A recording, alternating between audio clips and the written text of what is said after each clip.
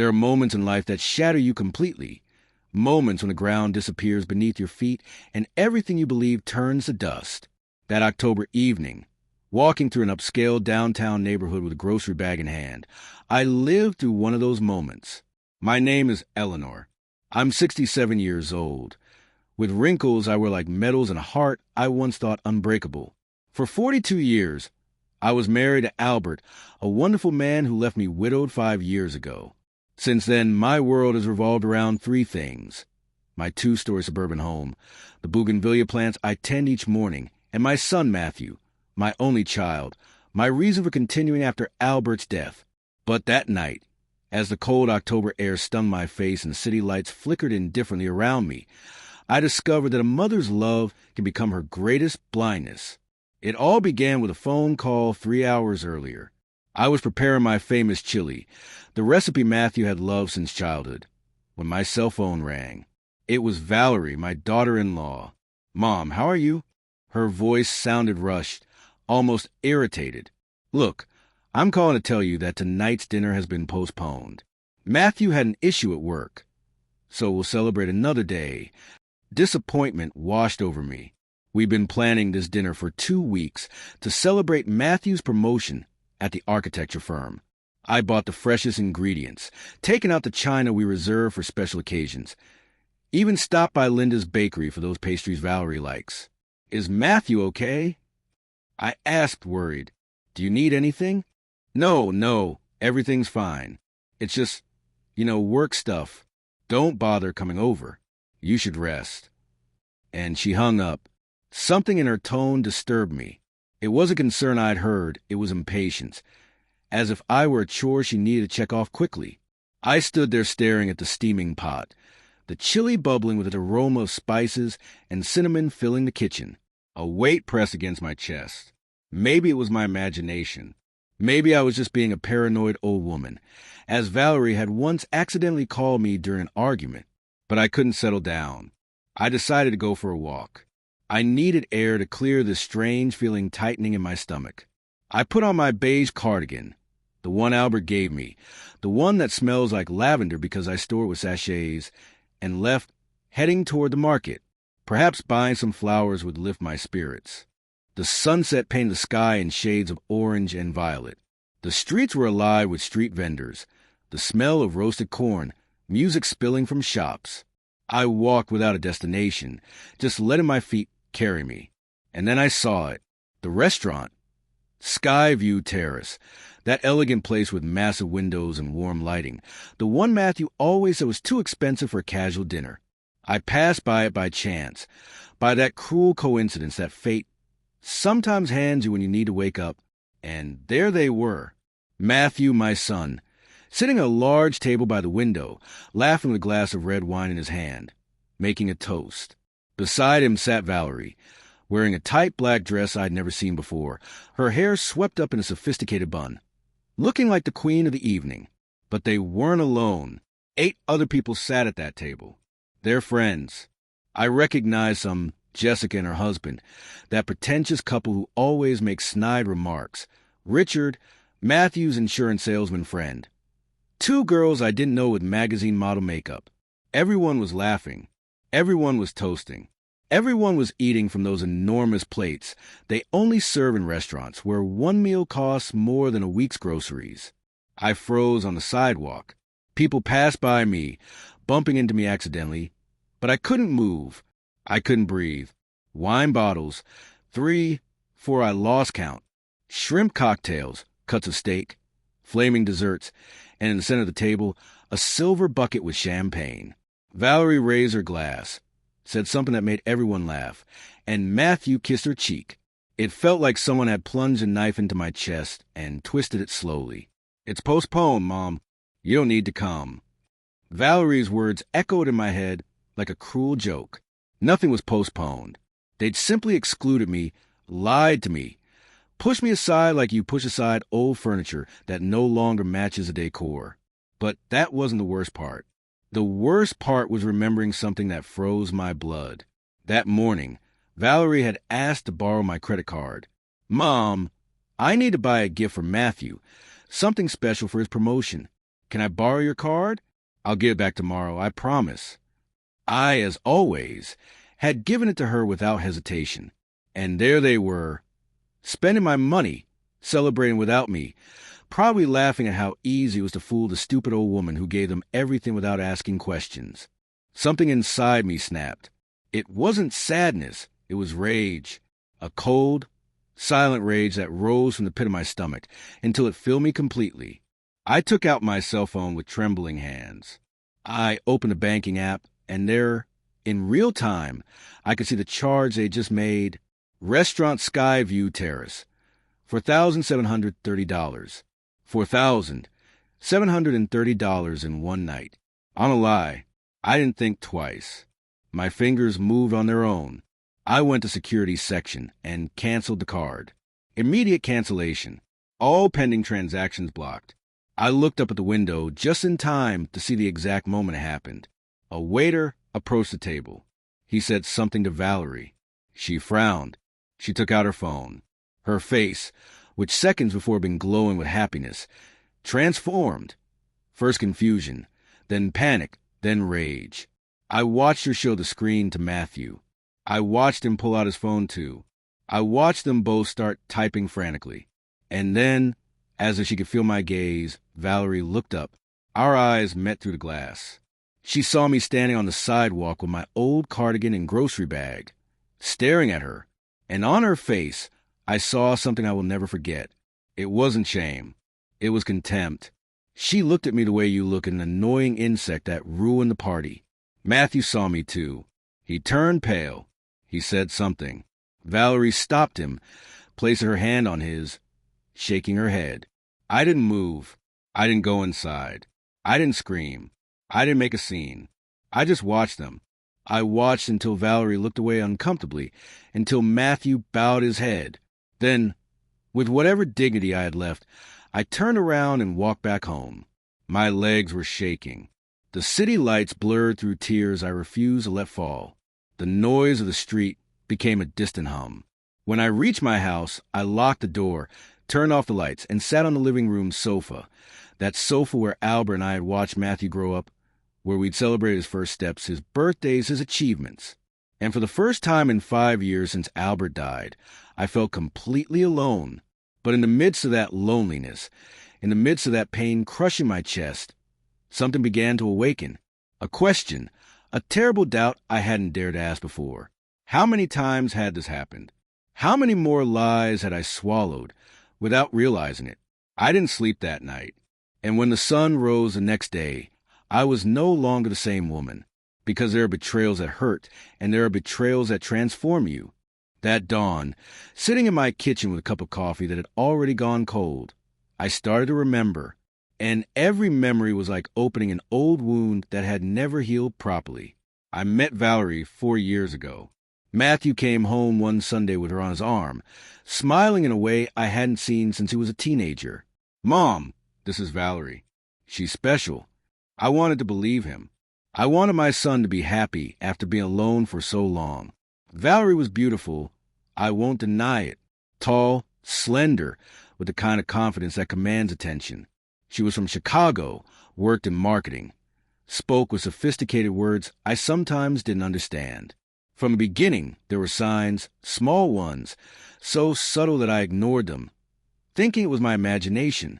The first time I cooked for her, I made my Texas-style chili, the one everyone in the family loves. She barely tasted it. "Oh, I don't eat many carbs, Mom, but it looks interesting." She said it with a small smile that didn't reach her eyes. Matthew laughed nervously and changed the subject. When I showed her photos of Matthew as a child, she yawned. "Oh, Mom, all babies look the same, don't they?"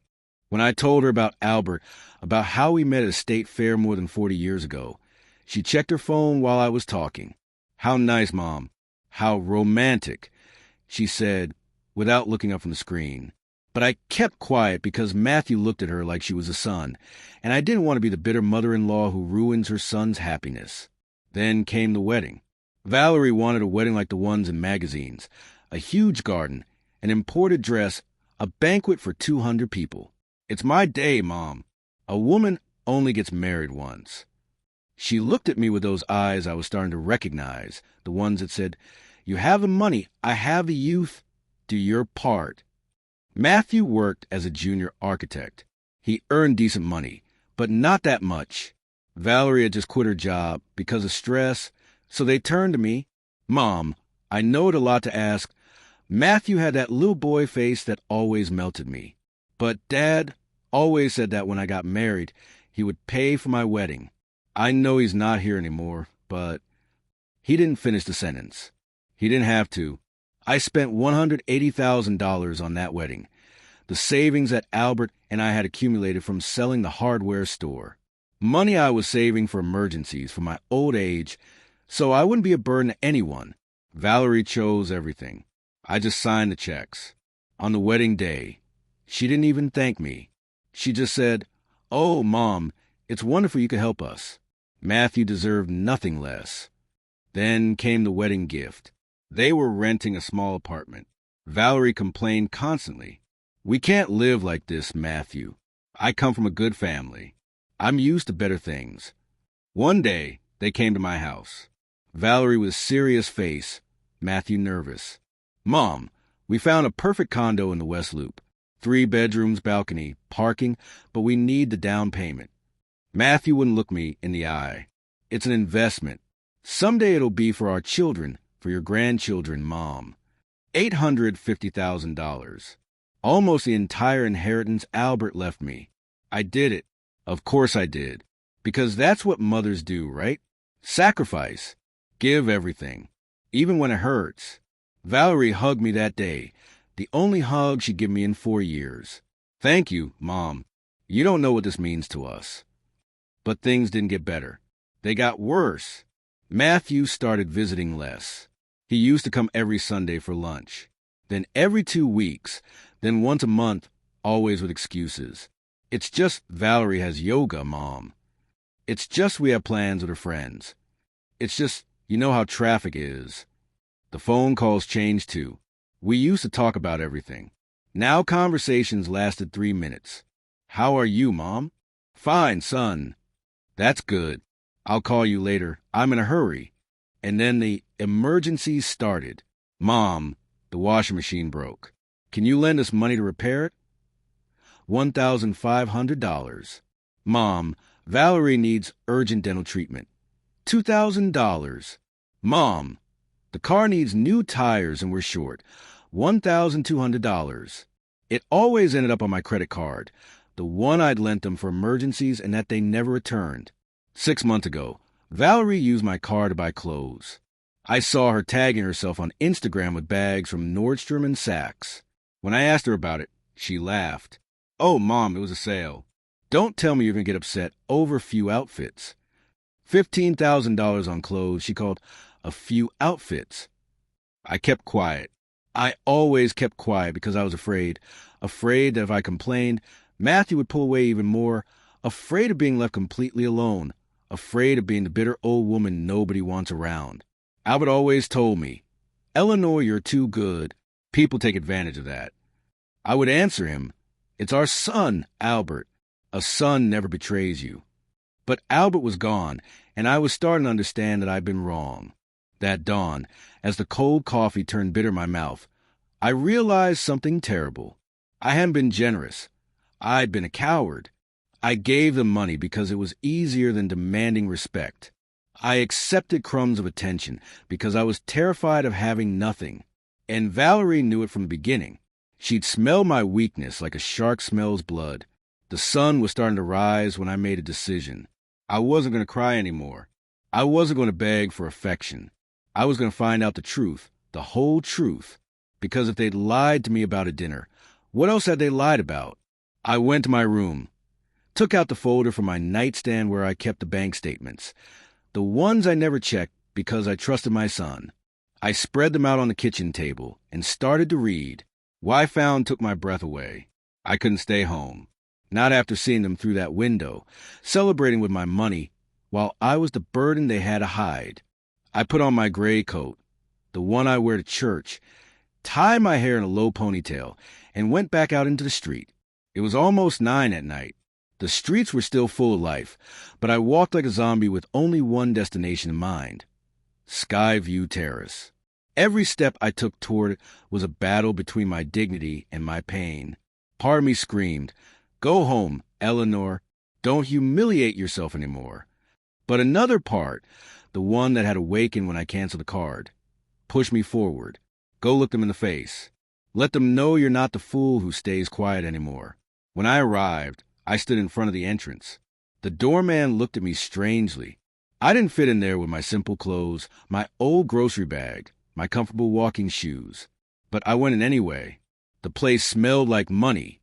Scented candles, fresh flowers, that expensive perfume restaurants use to make people feel they're somewhere special. The tables were full of elegant people, quiet conversations, clinking glasses. And in the back, by that huge window overlooking the illuminated city, was Matthew and Valerie's table. I walked toward them. My legs were shaking, but I didn't stop. Valerie saw me first. Her queen of the party face froze. She touched Matthew's arm urgently. He turned, and when he saw me walking toward them, he turned white as a sheet. The friends at the table stopped laughing. Everyone looked at me, an old woman interrupting their perfect celebration. "Good evening," I said when I reached the table. My voice came out firmer than I expected. "Sorry to interrupt." Matthew stood up awkwardly. "Mom, you didn't need to come. The dinner was postponed, they told me." I looked him straight in the eye. Valerie let out a nervous laugh. "Oh, Mom, what a surprise to see you here." She fixed her hair, regaining that mask of superiority. "It's just plans change, and we thought it would be better not to bother you. You know, at your age, it's tiring to go out at night." "At my age," I repeated slowly. "Of course." I looked at the table, the empty wine bottles, the half-eaten plates, the champagne bucket, the lobster, the expensive desserts. I counted quickly, 10 people in total. Some had already left, and this is part of not bothering me. I asked, spending my money on a party I'm not invited to? One of the friends, Richard, coughed uncomfortably. The 2 girls I didn't know looked down. Jessica, the pretentious one, exchanged glances with her husband. Matthew tried to take my arm. "Mom, it's not what you think. Let me explain outside." I pulled away from his grip. "No, explain it to me here, in front of all your friends who are toasting with the money you borrowed from me for a special gift." Valerie stood up, her face no longer friendly. "Mom, you're making unnecessary drama. Why don't you just go home, and we'll talk calmly tomorrow?" Drama? The word burned me. I'm making drama? Tell me, Valerie, how much did this dinner cost? She clenched her jaw. "That's none of your business." "Yes, it is, because you paid for it with my credit card." I took out my phone and looked up the statement. $4,730 in one night. The silence at the table was absolute. Even the conversations at nearby tables stopped. "Mom, please," Matthew whispered. "You're embarrassing us." That damn phrase, was like a slap in the face. "I'm embarrassing you?" My voice broke. "Me? The one who paid for your wedding? The one who bought your condo? The one who, every time you have an emergency, pulls out her card without asking?" Valerie crossed her arms. "Nobody forced you to do any of that. You offered. You always offer everything, because you need to be needed." I felt like I'd been stabbed, but she wasn't finished. "The truth is, Mom, it's exhausting. Always playing the victim. Always reminding us how much you've given us. You know what? If it bothers you so much to spend on us, then don't do it." Tears started to burn my eyes, but I didn't let them fall. Not in front of her. I wouldn't give her that satisfaction. I looked at Matthew, my son, the boy I'd raised, the one who swore he would always take care of me. "Do you think that too?" I asked him. He didn't answer. He just stared at the floor. And right there I had my answer.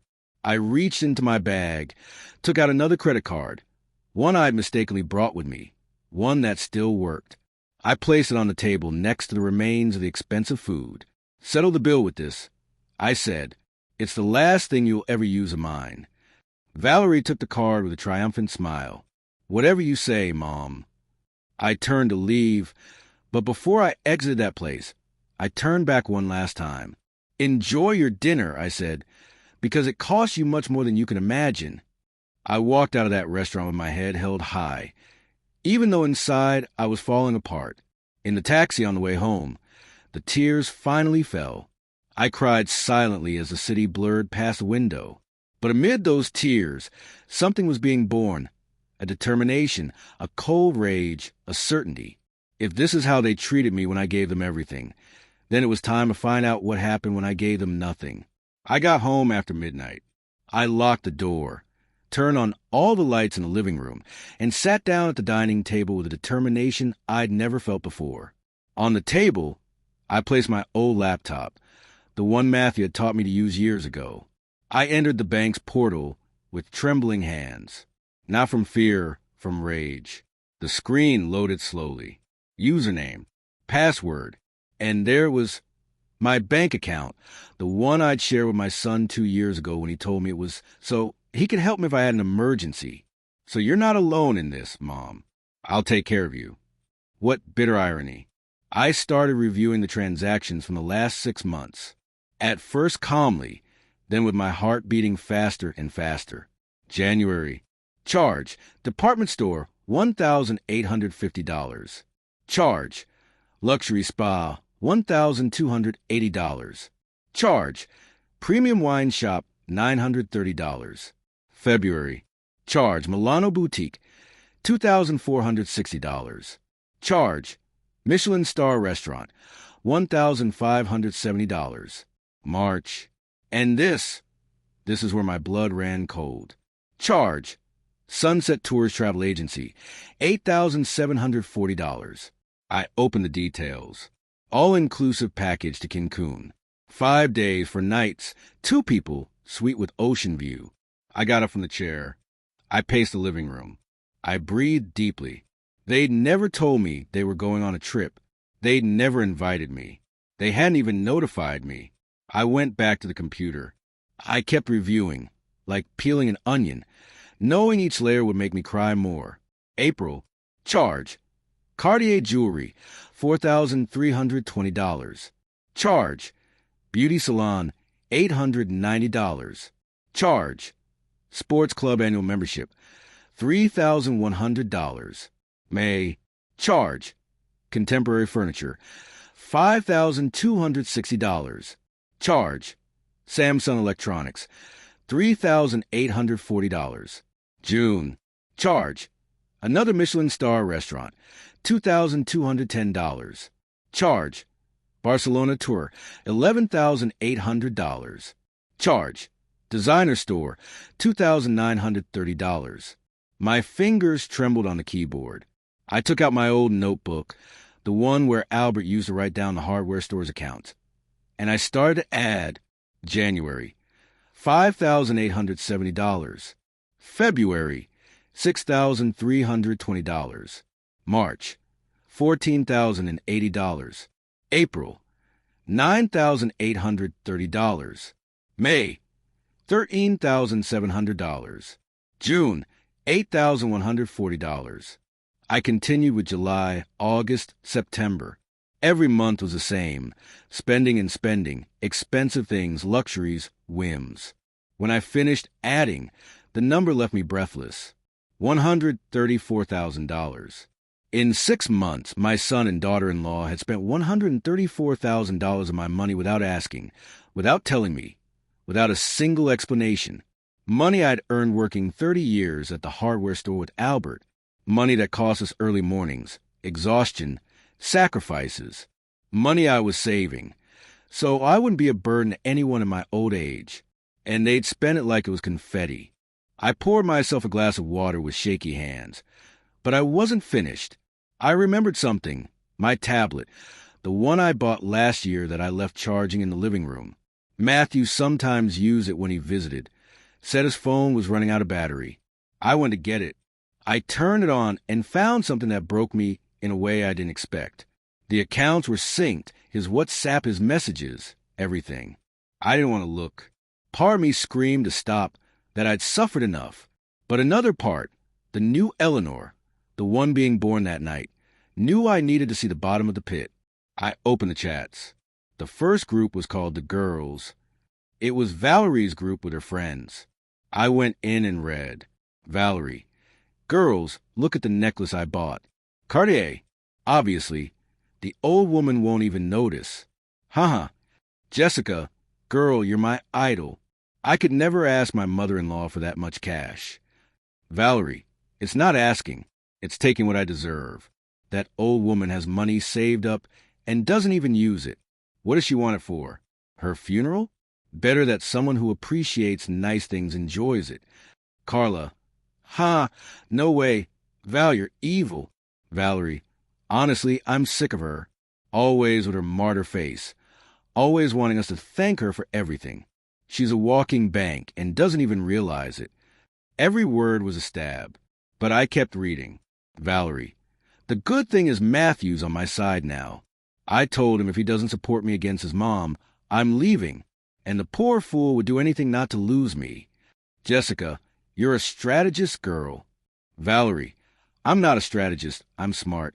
And when the old woman dies, that whole house in the suburbs is going to be ours. I already talked to Matthew. It's in her name, but we're the only heirs. It's just a matter of time. I covered my mouth so I wouldn't scream. When the old woman dies, that's what they called me. The old woman. As if I didn't have a name. As if I didn't have feelings. As if I were just a burden to be tolerated as long as they could get money from me. And Matthew knew. Matthew agreed. I looked for more. I found private messages between Valerie and Matthew. Matthew. My mom asked me about the $8,740 for the trip. Valerie. And what did you tell her? Matthew. That it was a bank error. That they were going to fix it. Valerie. Good. As long as she keeps believing everything. We'll keep living the good life, my love. Matthew. Sometimes I feel bad, Val. Valerie. Oh, don't start. Do you want me to leave? Because if you prefer your mom over me, just say it now. Matthew. No, sorry. You're right. She's old already. We have to live our lives. I closed the tablet. I got up. I walked to the bathroom and threw up, not from physical disgust, but from the emotional disgust of realizing that my own son, the son I'd carried in my womb, the one I'd cared for when he had measles, the one I'd hugged when his father died, that son saw me as a burden, as money on legs. I washed my face. I looked in the mirror, my swollen eyes, my wrinkles, my gray hair, and in that moment I made a decision. I was not going to be the stupid old woman anymore. I was not going to continue being the walking bank. I was going to teach them a lesson they would never forget, but not with screaming, not with drama, with intelligence, with strategy. Just like Valerie said, you don't have to be good, you have to be smart. And I was about to show them that this old woman still knew how to bite. I didn't sleep that night. I sat on the living room sofa, hugging the embroidered cushion my mother gave me 30 years ago, as the hours passed slowly and cruelly. At 7 a.m, the doorbell rang, insistent, aggressive. I got up, my body aching. I hadn't changed clothes. I was still wearing the same wrinkled blouse from the night before. I opened the door. Matthew was there, but he wasn't the Matthew I knew. His jaw was tight. His eyes were hard. He was wearing that expensive shirt I'd given him for his birthday. His father's watch on his wrist. Mom, we need to talk, he said without a hello, without asking how I was. I let him in. I closed the door. I waited. He didn't sit down. He stood in the middle of the living room, looking down at me as if I were an employee who'd made a mistake. Why did you do that last night? His voice was cold. Why did you come to the restaurant to embarrass us in front of our friends? I stayed quiet, processing that those were his first words. Not an apology, not an explanation, a complaint. Are you serious, Matthew? My voice came out calmer than I expected. You're blaming me? Valerie is destroyed. She hasn't stopped crying all night from the humiliation. He ran his hand through his hair. You canceled the card in the middle of dinner. Do you have any idea how bad you made us look? How bad I made you look? I repeated slowly. Matthew, you lied to me. You told me the dinner was canceled. So I wouldn't go. It was a surprise. We were going to ask you to come at the end for dessert. He looked at me like I was stupid. But you showed up early and ruined everything. The lie was so blatant it hurt. Uh-huh. And I suppose spending $4,700 was also part of the surprise. Matthew huffed, annoyed. Mom, you're exaggerating. It was a celebration. My promotion was important, and we wanted to celebrate it right. With my money? Because you gave us the card, he raised his voice. You always give it to us. You always say yes. And now suddenly you get angry and make us look bad. I went to the kitchen. I grabbed the bank statements I'd printed that morning. I came back and put them in front of him. $134,000, Matthew. That's what you spent in 6 months. Without asking. Without telling me. He didn't even look at the papers. Those are normal expenses, Mom. Clothes, food, going out, things we need. $8,740 on a trip to Cancun you never told me about. We don't have to tell you everything we do. His tone became defensive. We're adults. $4,320 at a jewelry store. I pointed at the statement. $5,260 on furniture. $3,100 for a gym. Valerie deserves to have nice things. He exploded. Do you know how hard we work? She gave up her career to support me. It's the least I can do for her. Something broke inside me. Matthew, she doesn't work. She quit a year ago because she needs to focus on herself, on her emotional well-being. And who pays for all that while she focuses on herself? My voice broke. Who pays her rent? Who pays for her whims? Who pays for everything? You have the money, Mom, he yelled. Dad left you the hardware store. You have this huge house all to yourself. Why are you so selfish about not wanting to share with your own family? Selfish. He called me selfish. I sat on the sofa because my legs wouldn't hold me anymore. I'm the selfish one? I whispered, Matthew, I paid for your wedding. I bought your condo. I've given you everything you've asked for and more. Is that being selfish? No, but now that I'm asking you nicely, you shut down and get like this. Dad wouldn't have done this. He crossed his arms. He was always generous. He always supported us unconditionally. You, on the other hand, you give with one hand and take back with the other. There it was, the card I knew he was going to play. Don't bring your father into this. It's true. He looked at me with something that looked like contempt. You, on the other hand, you give with one hand and take back with the other. The tears started to fall. I couldn't stop them anymore. Your father also would have wanted me to be respected, I said through sobs. To be valued, to not be lied to. Matthew sighed as if I were a heavy burden he had to carry. Look, Mom, Valerie is my wife. She's my priority. If I have to choose between making you happy or making her happy, I'm going to choose her. Always. Every word was like a nail in my heart. And what am I to you? I asked with a broken voice. You're my mom, and I love you, but you're old, Mom.